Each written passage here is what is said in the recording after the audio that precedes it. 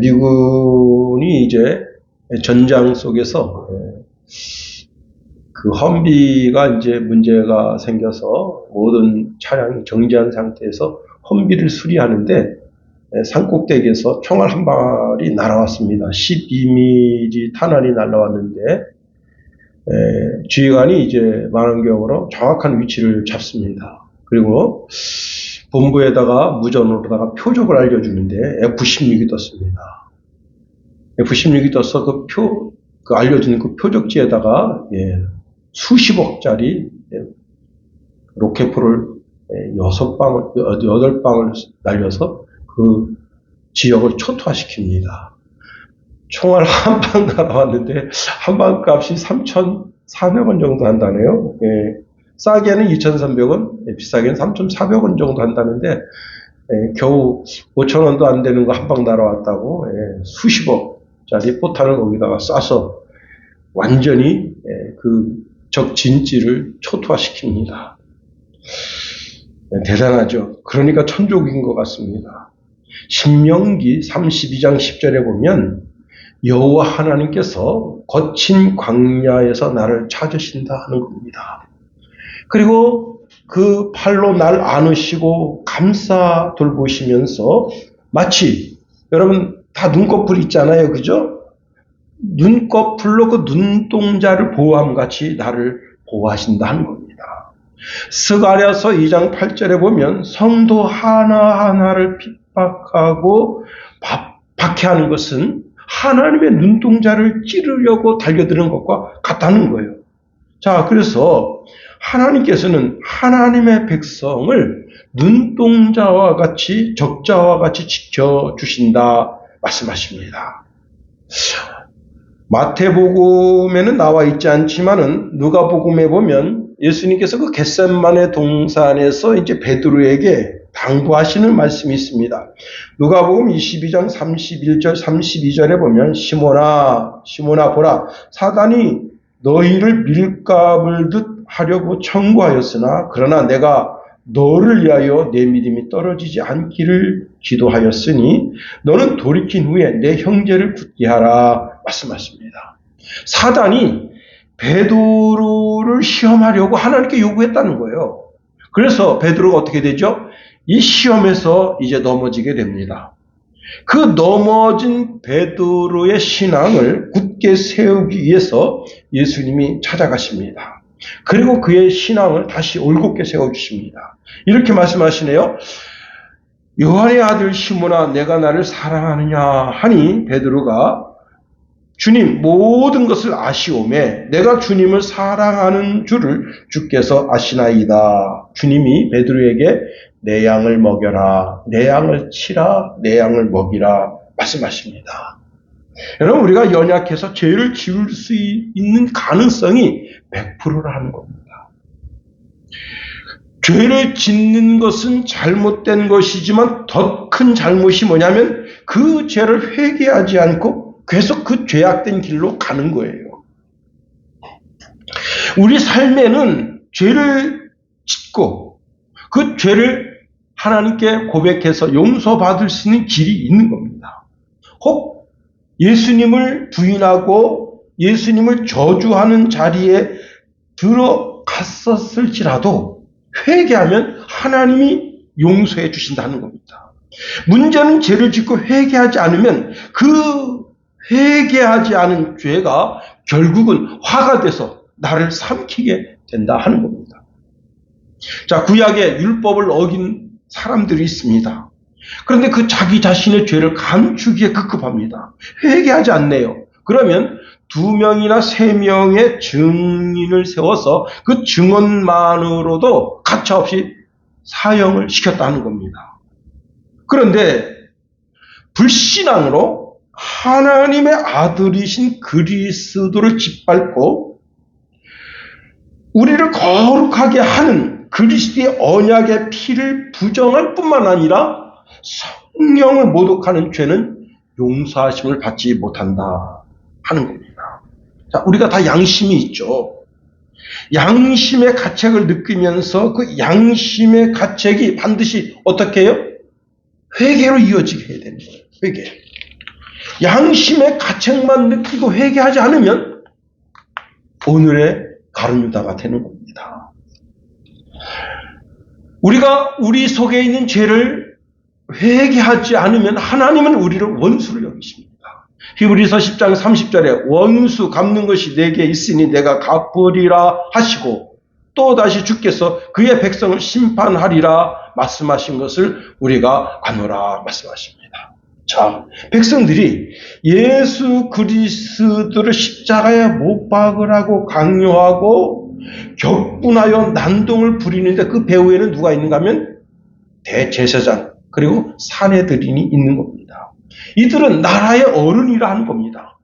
다시 말하면 정신적인 지주죠. 여러분 그 이재명 그 대표 뒤에는 개딸들이라고 있다잖아요. 개딸들.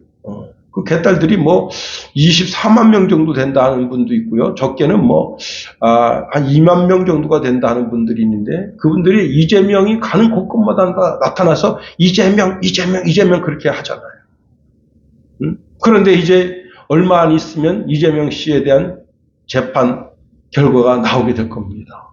그러면 여러분 이재명의 죄가 한국의 법으로 봐도 이 사람은 도저히 용서할 수 없는 사람이야. 그래서 그 국회의원직을 이제 그만하게 하고 교도소에 들어가게 한다. 그러면 그분들이 어떻게 해요? 그동안 내가 한 24만 명 정도 되는 개딸들이 이게 잘못됐구나 하고 회개하고 어떻게 해요? 양심의 죄에 대한 가책을 깨닫고 회개하고 돌이켜야 되는 거예요.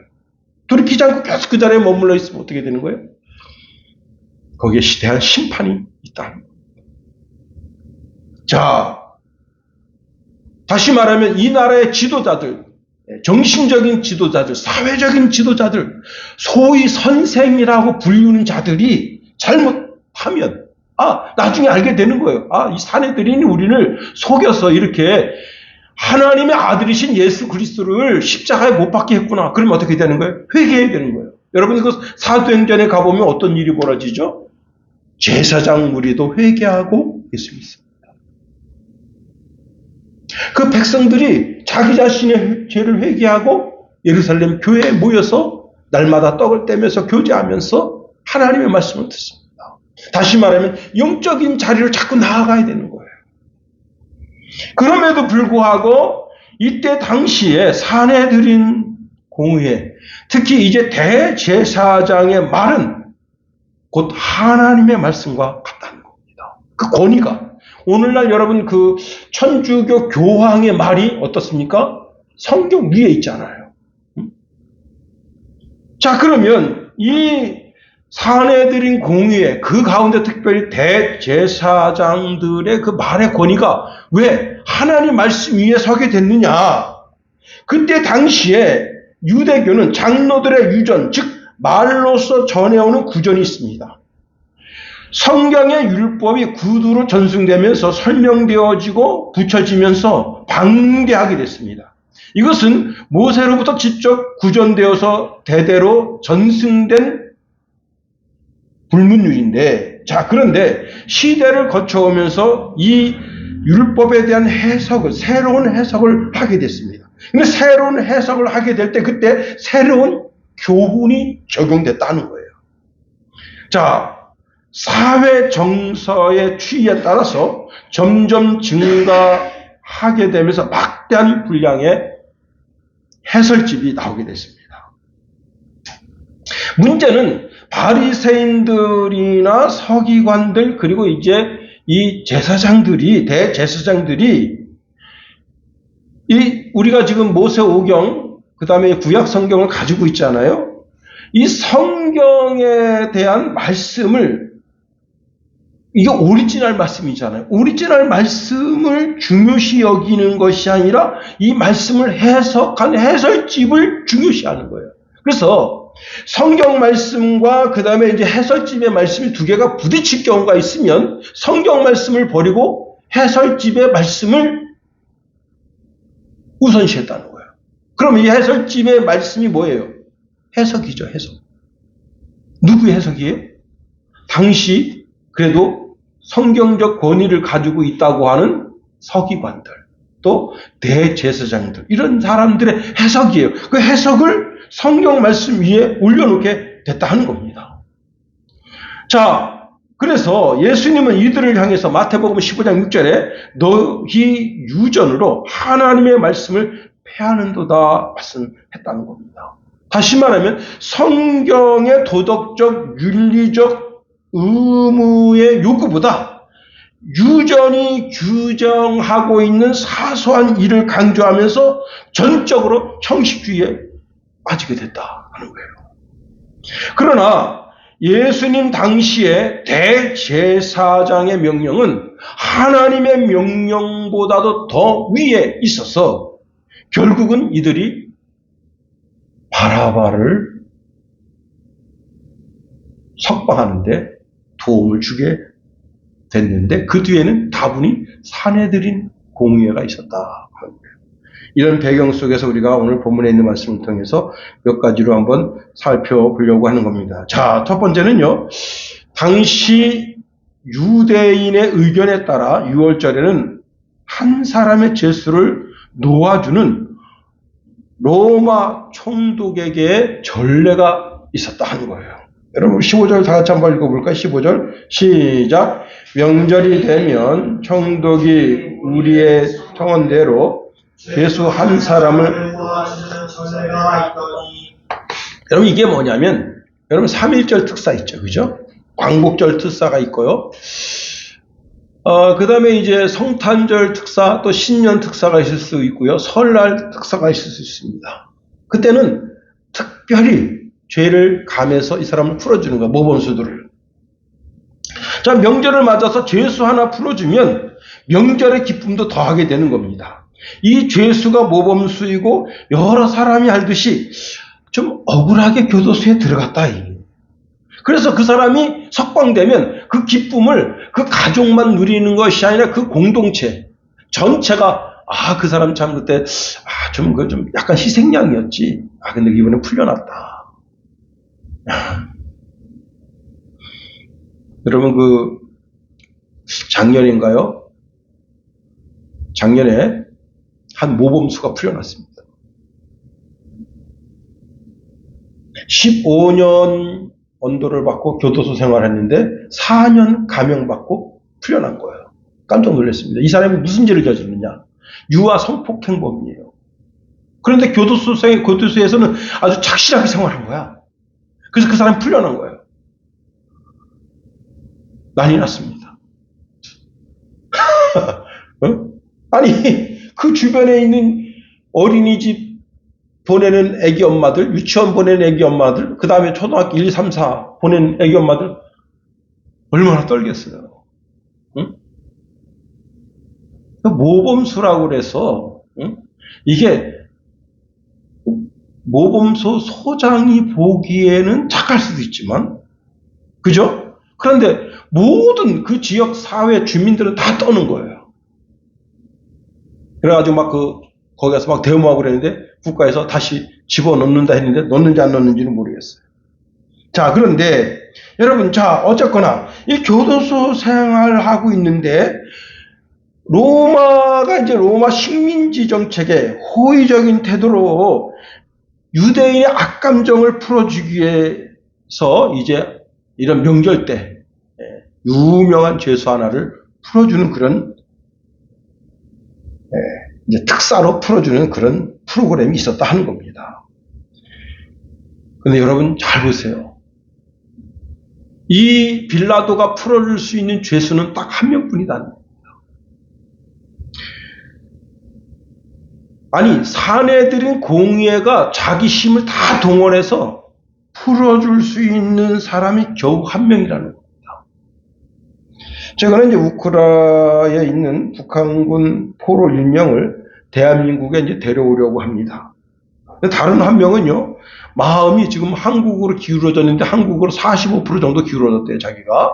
그 나머지 이제 60%인가요? 한 55%? 그 정도는 아직은 북한에 마음이 있다는 겁니다. 북한에 부모님이 계시고 그런데 내가 남한으로 갈 수는 없죠. 그런데 내가 마음이 지금 45% 정도 기울어졌습니다. 그렇게 하고 아직 결정을 내리지 못하고 있습니다. 여러분, 로마가 아무리 좋은 제도를 세우고 이런 특사로 내보내는 그런 프로그램이 있더라도 겨우 한 명 풀어주시다. 겨우. 그런데 우리 주님은 누구든지 예수님을 주와 그리스도로 고백하는 누구든지 죄와 사망과 사단의 권세로부터 풀어주실 수 있다는 겁니다. 여러분, 첫 번째 유월절 때 하나님께서는 문설주와 임방에 어린 양의 피를 묻혀서 죽음을 면하라 말씀하십니다. 이에 모든 유대인들이 그 유월절 전날 어린 양을 잡아서 그 피를 문설주와 임방에 바르는데 그 유대인들이 섞여 사는 그 무리 가운데는 허다한 중다한 잡족이 있습니다. 이 잡족들은 하나님을 믿는 사람들이 아니에요. 그런데 이들이 어느 날 보니까 어린 양을 잡아서 문설주와 임방에다 피를 바른단 말이에요. 그래서 당신들 뭐 하는 거예요? 그랬더니 우리가 섬기는 야훼 하나님께서 어린 양을 잡아서 문설주와 임방에 피를 바르라 했다. 그러니까 이 사람들도 그래 우리도 합시다. 그래가지고 이 사람들은 어린 양을 잡은 사람들이지만 닭을 잡아서 또는 토끼를 잡아서 그 피를 문설주와 임방에 바르는 거예요. 놀라운 것은 그 피의 효과가 그 피를 믿고 피를 문설주와 임방에 바른 모든 집은 다 살았다.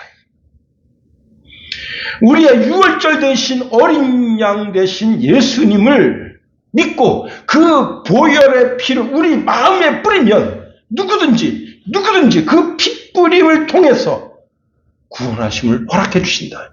요한복음 3장 16절에 이렇게 말씀하시네요. 하나님이 세상을 이처럼 사랑하사 독생자를 주셨으니 이는 그를 믿는 자마다 누구든지 예수님이 나의 주가 되시고 나의 그리스도가 되심을 믿는다면 영원한 사망과 사단의 권세로부터 죄의 권세로부터 우리를 구원해 주시고 다 그 권세로부터 해방되게 해주신다.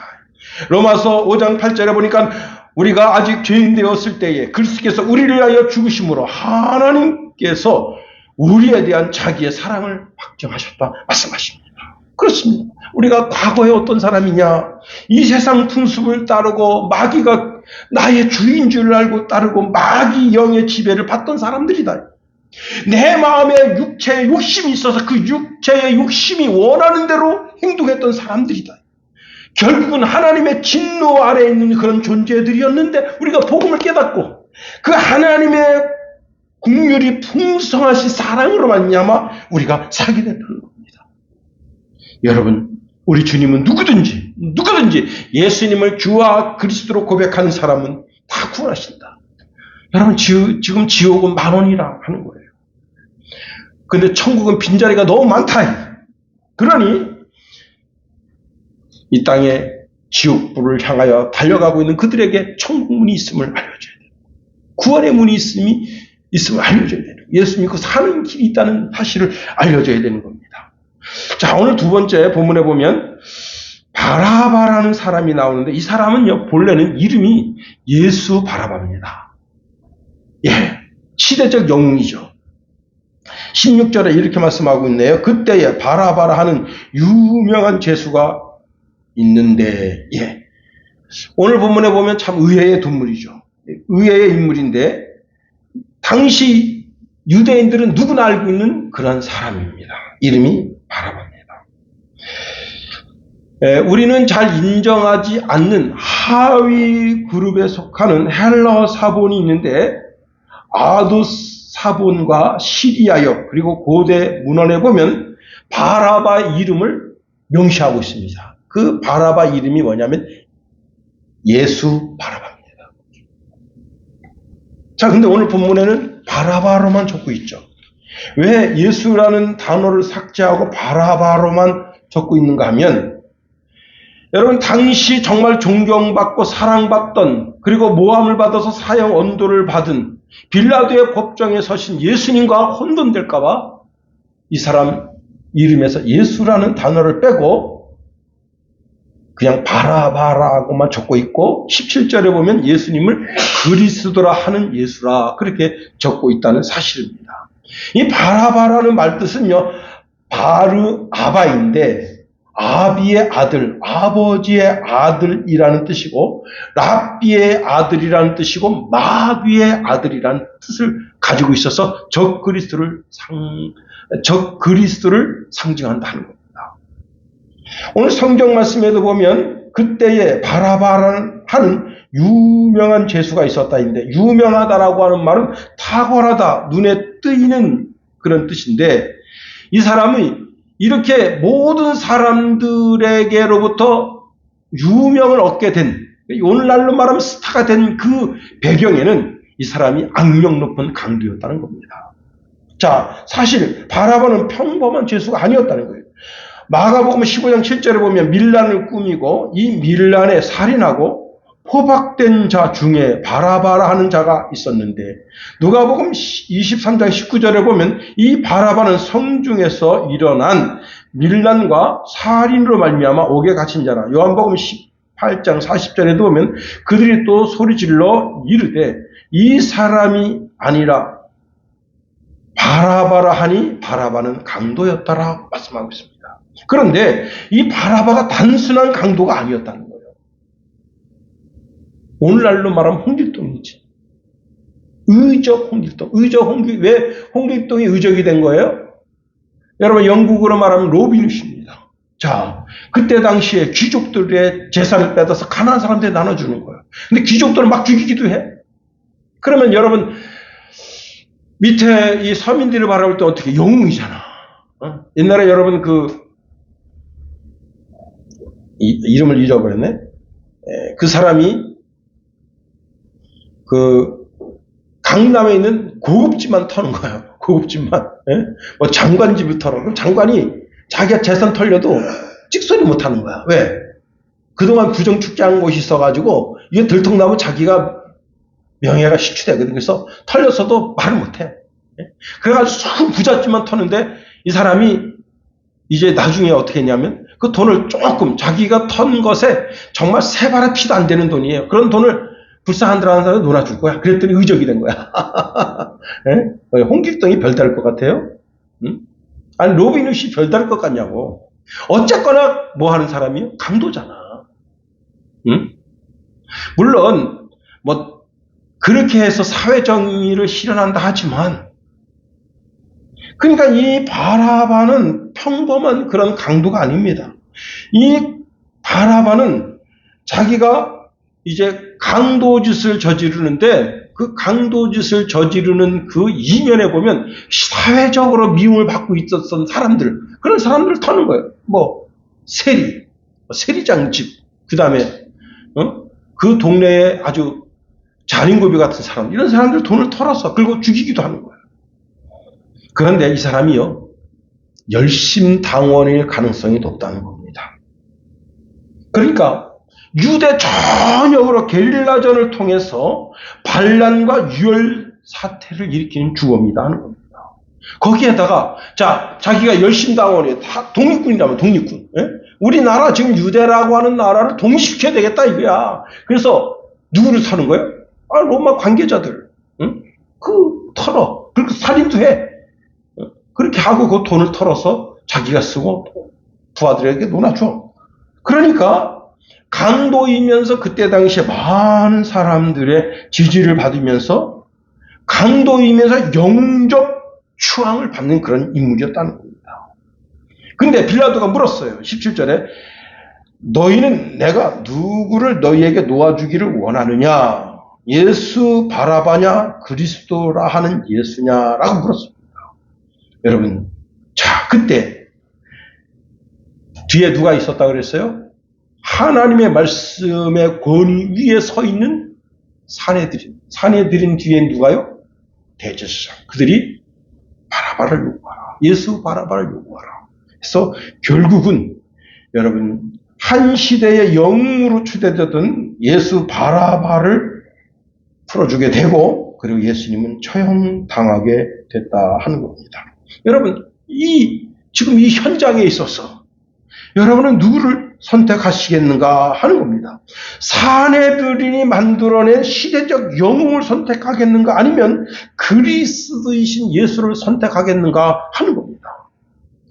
빌라도는 백성들에게 그리스도 예수를 선택할 줄 알고 양자택일을 한 거예요. 당연히 예수님을 선택할 줄 아는 겁니다.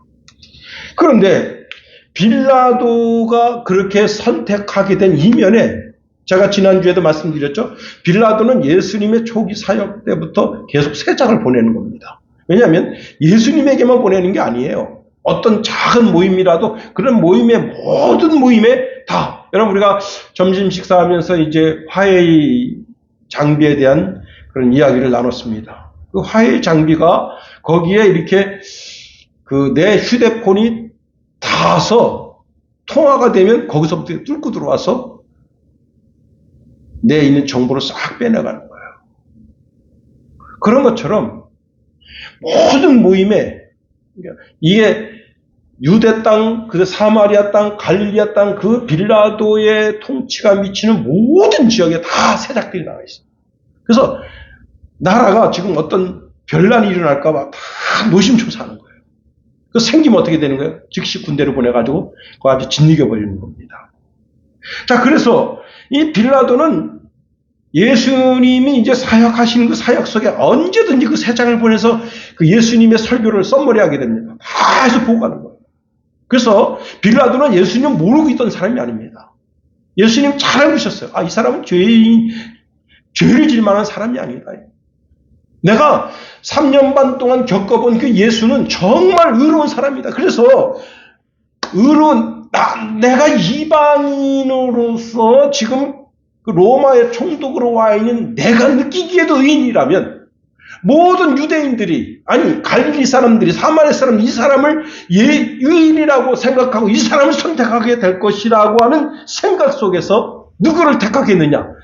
시대적 영웅이지만은 강도 살인을 숨지 않고 저지르면서 그렇게 백성들을 공포에 집어넣는 그런 바라바 예수냐 아니면 그리스도라고 하는 예수냐 누구를 선택하겠느냐고 이 질문을 속에서 여러분 오늘 마지막 절에 이런 말씀 주고 있습니다. 이는 그가 그들의 시기 누구의? 백성들의 시기심 당연히 그리스도 예수지 라고 하는 답을 기대하면서 이 질문을 던졌던 겁니다. 그런데 여러분 의외의 답이 나왔습니다. 바라바를 놓아주라. 예수를 죽이라는 답이 나오게 된 겁니다. 빌라도가 너무나 놀랍니다. 예수가 죽을 만한 죄가 없는데 왜 그러느냐? 바라바냐 예수냐 하니 군중들이 계속해서 바라바 결국은 바라바를 선택하게 됩니다. 여러분 예수님은 누구십니까? 도대체 마태복음 16장에 보면 가이사 빌립보의 제자들과 함께 갑니다. 가이사 빌립보는 그게 이제 황제의 휴양지예요. 그래서 로마 황제의 휴양지니까 뭐가 있겠어요? 로마 그 고대 헬라 철학에 있는 신상들이 질비하게 있습니다. 그 신상들을 보니까 깜짝 놀랄 만한 거예요. 제가 이제 1년에 한 번, 두 번 이렇게 이제 속초에 내려가게 되면 설악산을 가게 되는데 거기 설악산 입구에 신흥사가 있습니다. 여러분 그 신흥사에 들어가면 어떻게 가십니까? 저는 이제 그냥 신흥사 그 초입에 이제 그 사천왕신 있잖아요. 저는 그냥 그 중간으로 지나갑니다. 그리고 이딴 것이 내 생명, 내 운명을 가로지를 수 있겠는가? 그런데요, 사모님도 그거 못 지나갑니다. 비켜서 지나가더라고요. 그래서 왜 비켜서 지나가십니까? 했더니 무섭지 않아요. 그래서 이게 사람 손으로 깎아 만든 건데 이게 나를 해치겠습니까? 무섭다고. 옆으로 지나갑니다. 그게 뭐예요? 두려워하는 것을 사람은 신봉하게 됩니다. 신앙 가운데 올곧게 서 있지 못하는 겁니다. 이까짓게 이제 침도 뱉다 주고 싶더라고요. 자, 그런데 제자들이 그게 아닙니다. 제자들이 이게 주피터네. 이게 야누스네. 거기에 감동을 받고 있어요. 은혜를 받고 있는 거예요. 신상을 보면서. 기가 막히죠. 그때 예수님께서 제자들이 모여있는 그 가운데서 묻습니다. 뭐라고 묻느냐? 사람들이 인자를 누구라 하느냐? 베드로가 대답합니다. 제자들이 대답합니다. 더러는 세라 요한, 더러는 엘리야, 더러는 예레미야나 선지자 중에 하나라 하나이다. 여러분, 어떤 이는 예수님을 그리스도, 즉 나의 죄, 나의 영혼의 구세주로 받아들이는 사람이 있는가 하면, 어떤 사람들은 예수님은 좋은 교훈을 가르치는 랍비 정도로, 선생님 정도로 이해하고 있다는 거예요. 그러면 예수님이 누구시냐? 예수님은 혁명가시냐? 독립군이시냐 말이야. 철학가이시냐? 한 시대의 양심이냐? 한 시대의 윤리적 가르침이나 도덕적 가르침을 주시는 분이시냐? 아니면 한 시대의 위대한 스승이며 혁명가시냐? 아닙니다. 예수님은 나의 주가 되시고, 나의 왕이 되시고, 나의 대제사장이 되시고, 나의 선지자가 되시는 바로 그 그리스도이시다. 자, 예수님이 다시 물으셨습니다. 너희는 나를 누구라 하느냐? 베드로가 답을 줍니다. 주는 그리스도시요 살아계신 하나님의 아들이시니이다. 예수님이 이 대답을 듣고 너무 기뻐하셨어요. 그리고 이렇게 말씀하십니다. 바요나시구나. 내가 복이 있구나. 이를 내게 알게 한 이는 혈육이 아니라 하늘에 계신 내 아버지시니라. 또 내가 내게 이르노니 너는 베드로라. 내가 이 반석 위에 내 교회를 세우리니 음부의 권세가 이기지 못하리라. 내가 천국 열쇠를 내게 주리니 내가 땅에서 무엇이든지 매면 하늘에서도 매일 것이요 내가 땅에서 무엇이든지 풀면 하늘에서도 풀리리라 하십니다. 그렇습니다. 여러분, 성도 한 사람 한 사람이 베드로와 같은 고백을 해서 구원에 이른 거예요. 다시 말하면 예수님이 나의 주가 되십니다. 예수님은 살아계신 하나님의 아들이십니다. 예수님은 그리스도이십니다. 라고 하는 고백을 통해서 구원에 이르게 됐다는 겁니다. 여러분, 빌라도가 예수 바라바냐 그리스도 예수라 하느냐 질문, 그 질문 자체가 어리석은 거예요. 이 질문 속에서 한 시대의 독립군, 영웅을 선택할 것이냐, 영혼의 구주이신 예수를 선택할 것이냐라는 질문인 거예요. 여러분, 출애굽하던 이스라엘 백성, 이제 가나안 땅을 목전에 두고 모세가 죽고 젊은 지도자 여호수아가 지도자가 됩니다. 그 젊은 지도자 여호수아가 이제 그 이스라엘 백성들을 이끌고 가나안 땅 한 성, 한 도시 다 점령하고 그렇게 이제 평생 살고 늙었어. 늙은 여호수아입니다.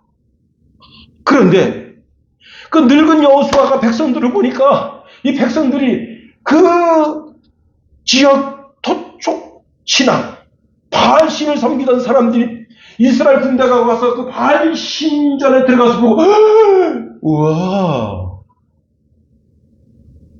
또 아세라 신을 보고 우와 놀라고 그 신앙에 굴복되는 거예요. 기가 막힙니다. 우리는 여호와 하나님을 섬기는 신앙으로 지금 정복군으로 왔는데, 정복군으로 온 우리가 그들이 섬기던 신, 지금 그들 신이 패한 거 아니에요, 전쟁에서. 근데 그 신상을 보고 놀래가지고 눈이 휘둥그레집니다. 그때 여호수아가 그들에게 신앙의 결단을 촉구합니다. 뭐라고 말하는가? 여호수아서 24장 14절 15절에 보면 그러므로 이제는 여호와를 경외하며 온전함과 진실함으로 그를 섬기라. 너희 조상들이 강 저쪽과 애굽에서 섬기던 신들을 치워버리고 여호와만 섬기라.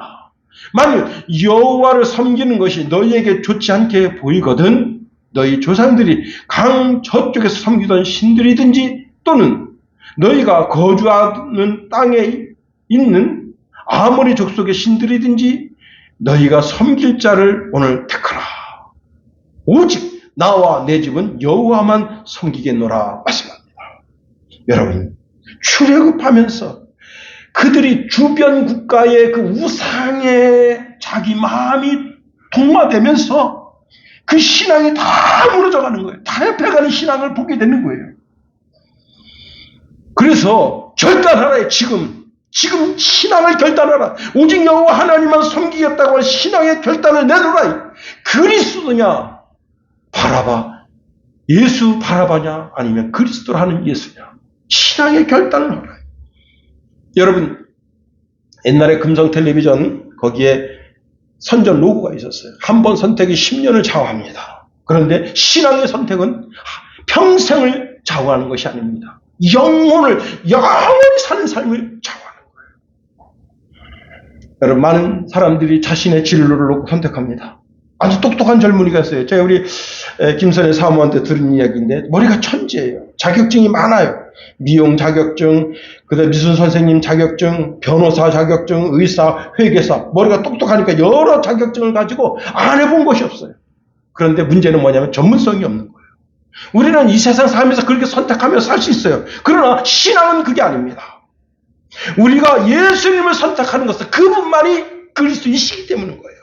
그분만이 하나님의 아들이시기 때문인 거예요. 그분만이 우리를 천국문을 인도하는 인도자가 되시기 때문인 거예요.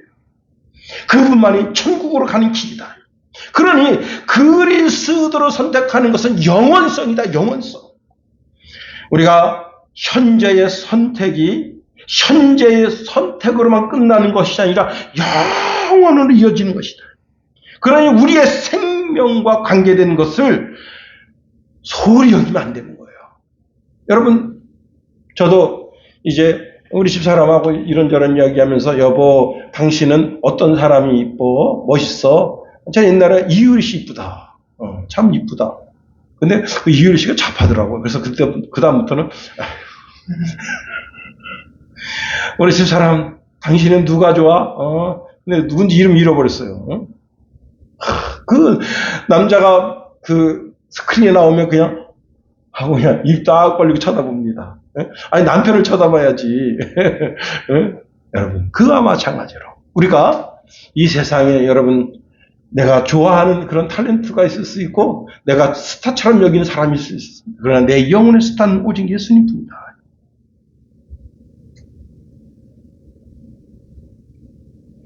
빌라도가 물었습니다. 바라바는 예수라는 바라바냐? 그리스도라고 하는 예수냐? 기도하겠어요. 하나님.